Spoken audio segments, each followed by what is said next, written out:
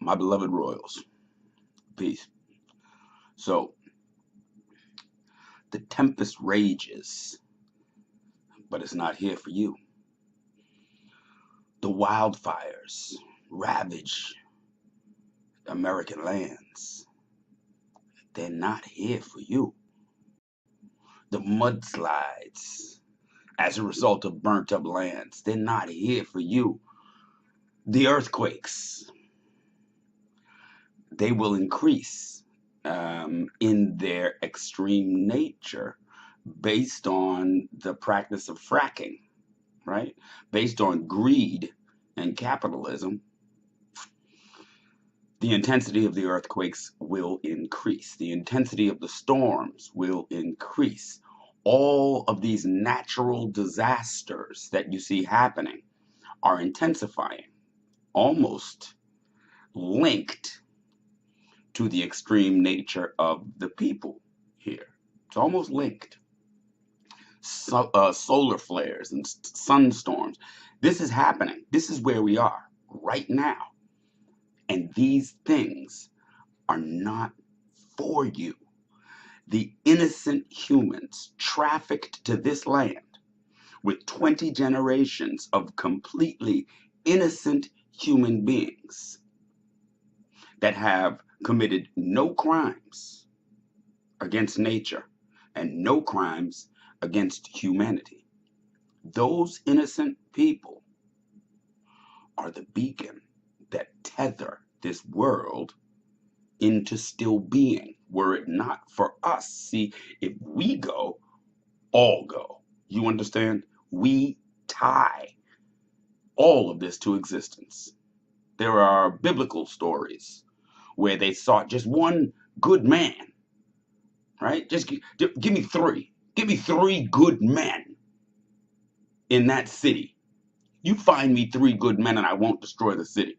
They couldn't find three. They say, well, find me two. Give me two good men and I won't destroy that city. He whittled it down. And man, look, I get you one rib, right? We get you one rib. Find us one good man in that city and we won't destroy it. Well, I'm telling you, those parables speak about you. They're speaking about us.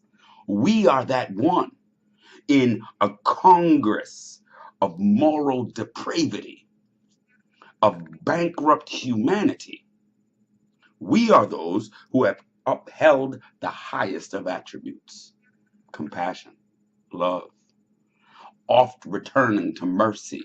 We are the attributes that you read about in all of your literatures. That is us. Where are we? We sit in a scenario where we are watching the political system crumble. We're watching the economic systems of these colonizers crumble. We're watching their social systems crumble. We see that America is paying her farmers not to produce food crumbling. We see a water crisis in America, right? We see the deportation of the only people that would plant and harvest the food in America, right? You're watching the bridges and roads crumble. The infrastructure, it was the infrastructure that made America a superpower to begin with. The fact that she could move more metal to the field of battle faster than anyone in the world made her a superpower, and she hasn't invested in her bridges, roads, or infrastructure. It's crumbling. The very thing that made her a superpower is gone, right? So we sit looking at these circumstances tied to the success or failure of a people who despise us. Now, I'm ashamed to say that there was a time when I was working in restaurants, and I would listen to my El Salvadorian or my Nicaraguan brothers talking about their plans, right? And they would say that, hey, you know what? I'm not going to be here in 2 years. And yeah, what are you doing? Right? Well, I'm taking my money and I'm saving it. And I'm sending my money back to El Salvador. And I'm building my home, and in 2 years I'll be gone. Right? And I'm laughing. Right? I'm looking at these cats. First of all, I'm a chef. He's a dishwasher. Huh? Huh. He's a dishwasher. I'm a chef. I'm making much more money than he is. Right? But he's scraping his little pennies together and he's sending them back home. And he's building his reality. And guess what? Like a revolving door. Every 2 years, it was another dude. It was Guillermo one year. It was Mauricio the next year. It was Jaime the next year. And they came in and they went out. And they came in and they went out. And every time they went out, you know what they did? They siphoned dollars from the strong economy to build their reality in a weaker economy. And today, they ain't worried about Donald Trump or Nancy Pelosi. They ain't worried about it. They're chilling. They're living well. For us to have sat and watched France, Italy, Portugal, the UK, the US, the Netherlands, Germany, to have watched all of these colonizers go and use African resource to turn themselves into superpowers, and to stand in 2018 wondering what resource there is that can assist in lifting us from our condition is foolishness. If you watched each of them enrich themselves using African resource, and their economies are artificially being propped up using African resource, and you're standing trapped in their lands without resource, wondering what you can use in order to lift yourself from your condition. Really? Really? In my mind, it does not matter whether or not you are interested in leaving or staying. Those things don't matter. Look on the ground where you are. Where are you? Chicago, Detroit, North Dakota? Where are you? Midwest, West Coast? Go look on the ground. What do you find? Is there oil, gold, diamonds? Is there emeralds? Is there farmland? Is there any resource that you're going to bump into that's going to allow you to make a difference in the dynamic that we currently exist in? So we're following up behind these fairy tales. We think maybe some magic beans is going to drop down. We're going to have a beanstalk, or we can squeeze on some big goose that's going to give us golden eggs, right? It's not going to happen, right? It's not going to happen. The only thing that is going to happen is what we make happen, or else it's going to happen to us. We're going to sit here comfortable with the trappings, those things that trap us in a slavery of convenience, right? Because somebody else is providing us our food, clothing, shelter, water, healthcare, and security. We ain't got to worry about it. I ain't got to think about that, right? Because somebody else is doing that. Well, whoever that somebody else is your master. Whoever that somebody else who is providing food, clothing, shelter, water, healthcare, and security to you and your family is your master. If they fail to provide that, you're dead, right? So what is the logical forward movement for us as a people? What makes sense? It makes sense to connect with our brothers and sisters throughout the world.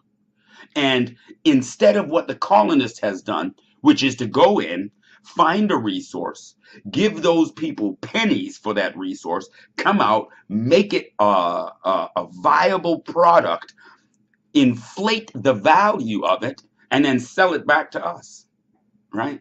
And then sell it back to us, or sell it back to the Africans after it's been processed. And we watch this go on and on and on, right? Meanwhile, the African doesn't get enriched. And meanwhile, we're not getting enriched, right? We're losing on both ends. So why wouldn't we? Why wouldn't we, in the diaspora, in these strong economies, in US, in Brazil, in these strong economies, why wouldn't we find a way to safely and with checks and balances invest in our people on the continent, develop and cultivate relationships where we can do business in parity. So again, you saw that we brought in coffee. Guess what? The American model says, well, so I found this coffee. We brought it in. It's awesome. We know what we can make on it in America. So what we're going to do is we're going to buy this coffee in bulk. We're going to make an offer to those Africans that is so big that they're going to be greedy and simply think about the size of that offer. But in contract, what has happened is they've locked in a price for that coffee that is far below what they would actually be selling that coffee for. And so what ends up happening is they're actually taking a short. Right? Those workers are actually, they're performing the same amount of work to produce that coffee. They're doing the same, it takes the same amount of transportation and gas to move that coffee. It takes the same amount of time to cultivate that coffee, but they're taking a lesser dollar value because the colonizer came and said, we're going to buy it in bulk. Their eyes got big, they took it, and now they're slaves. Right? That's the capitalist model. That's not the model that we're going to engage in. That's not what we're looking to do. What we're looking to do is increase the value of their coffee. I don't want to pay them less. I want to pay them more. And how do I do that? I do that by splitting the profits. Not the engagement doesn't end once that coffee leaves the continent. Once it hits this market, now what we're going to do is we're going to push it. We're going to make it valuable. Yeah. And once we enjoy profits from having pushed this coffee to the value that we can, we're going to turn around and we're going to buy more coffee. But guess what? They're going to give us that set price. I want to pay them over that. I want to increase the value of the coffee. The value of their coffees in Uganda, in Kenya, and in all of these different places are artificially maintained by way of the embargoes that the British put in place. Right? So they're controlling this in a really big way so that they can go in, buy these beans for nothing, come out, sell them for maximum, and continue to exploit these people.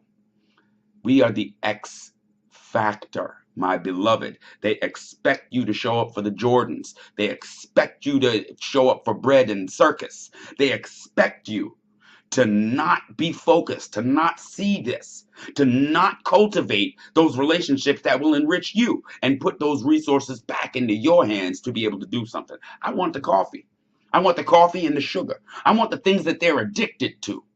You hear me? I want the things that they're addicted to. And I want to import them on a regular basis. And I want to increase the value at the source so that the African can benefit from his resources for the first time. For the first time. So when we talk about partnering with our brothers and sisters on the continent, I don't want their lands. Their land will remain their land. I want to invest in them. I want them to grow sugar. I want to finance the growth of sugar from them.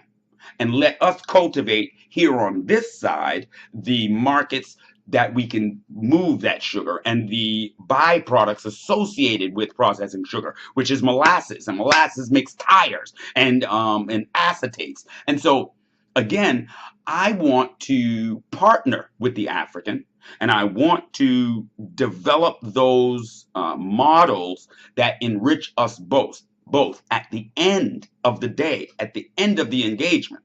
That African's land will always be their land. We will have invested in it. We will have been paid back on our investment, and they will continue forward and they will grow. And we will partner with this African and that African, and we will duplicate the model. Success is really summed up in duplicatable. Can you do it again? Yes, you can walk up, take a bowling ball, and knock down all those pins. That's right. You can do it one time. Nice. Can you consistently do it over and again? And if you can duplicate a thing, now you can call it successful. So I suggest that we can create these partnerships with our brothers and sisters throughout the continent. We can develop these models in tandem with our brothers and sisters on the continent. And we can produce results that will put resource into the hands of the Africans in the diaspora. We are the X factor. They don't think that you are this aware. They don't think that you're cohesive. But guess what? We've got Africans in Amsterdam. We've got Africans in Brazil. We've got Africans all over the planet Earth. Huh. You think Amazon is big? Amazon ain't got nothing on us. We can move product in a way that no organization or corporation on the planet can. It is a matter of dealing in parity. It is a matter of dealing fair. The way we know the way that the European contract looks for the African. We know how it's being designed and negotiated from the standpoint of the Chinese. We're watching these filthy colonists go in with the low hand and offer our people nothing while they enrich their own. Why would we watch this? Why would we watch this? We stand in a stronger economy, right? And we're getting these dollars, these tax dollars, right? And they're getting us with the taxes. They're getting us everywhere we go with our dollars. They're getting us. But we got dollars. And if we use them intelligently, if we invest in our own and build intelligently, we won't need their dollars. Suddenly, the value of the Zimbabwe dollar stands on its own. Suddenly, the value of the various currencies on the continent stand on their own. See, there's a game that's been played, right? When they created this European Union, and I spoke about this at one point. When I went to Spain 25 years ago, you could get Louis Vuitton, you could get a full Louis Vuitton luggage set for under $100, right? You could buy gold, you could buy anything you wanted. A 5-star hotel in Barcelona or Mallorca was $3 American. Your buying power was phenomenal. And what they did was they created a union, right? And what this union did was it stabilized the cost and value of goods, services, and products throughout those member nations. So now you can't go to Spain and get their goods for low money anymore. It's on par with everyone else. There's parity. So you can't go and your dollar is stronger in this European country anywhere around the world, right? So they've got parity as it relates to goods, services, and products between them. But those that they have not allowed into their group, into these member nations, those who are not in that group, enjoy no parity. So when they come in with their dollar is a lot stronger than the dollar in Sierra Leone. It's a lot stronger than the dollar in Kenya. It's a lot stronger than the dollar in Uganda. So they walk in and they buy up the damn land. And they buy up the mines. And they buy up all of these things because they've maintained this parity. It's a tongue-in-cheek game. It's tongue-in-cheek. They're laughing while they're doing it, right?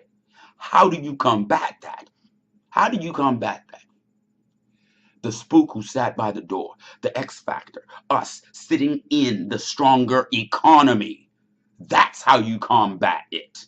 We partner, we build with our brothers and sisters. And so now, yeah, that strong dollar, it's still strong. They come up into your nation and they got that dollar. But right now you have a better deal in your hand. You're dealing with your own brothers from the diaspora who offer you 50-50 on everything.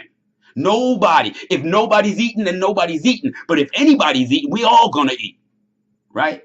And so this is the X factor. The fact that we can go in and create you know what? You know why it's very easy? Because no one's ever offered parity to the African. No one has stepped to the African and said, equal, 50-50, 50-50. You will have yours and we'll grow together. Right? As long as, no one's concerned about who gets the credit, it's amazing how much progress we can make.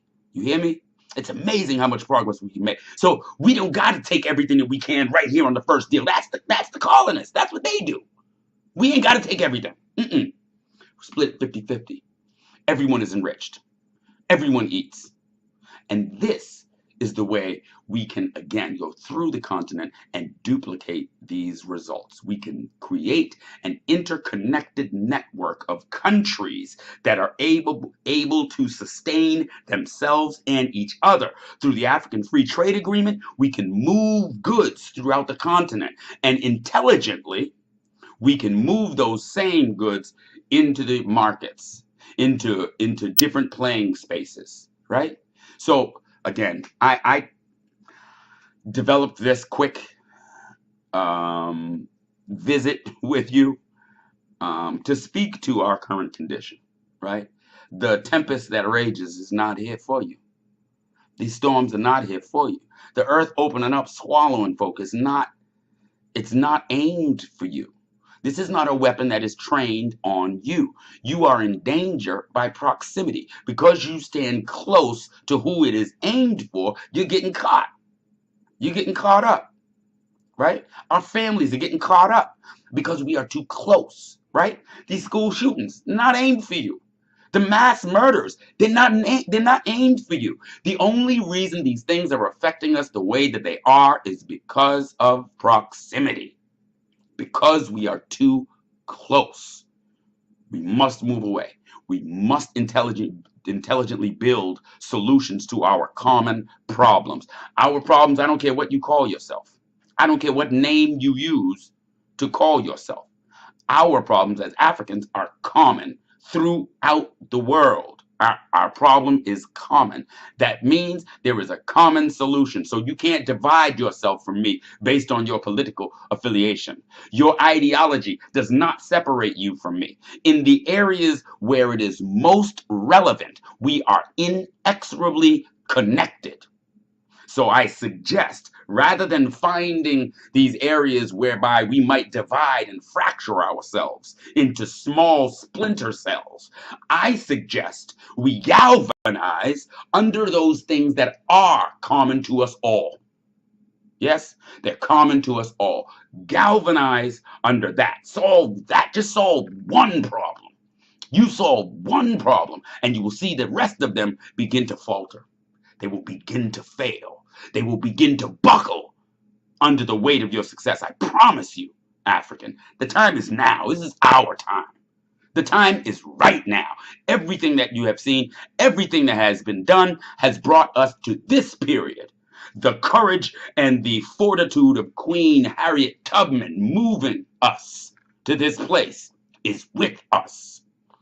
The strength, the vision, the intelligence of Marcus Garvey is with us. The manhood lessons of Malcolm X, they're with us. We are the sum total of the efforts and energy of ours that came before. We are the ancestors, and it is now time to put into practice what it was that each and every one of them came and pointed us to.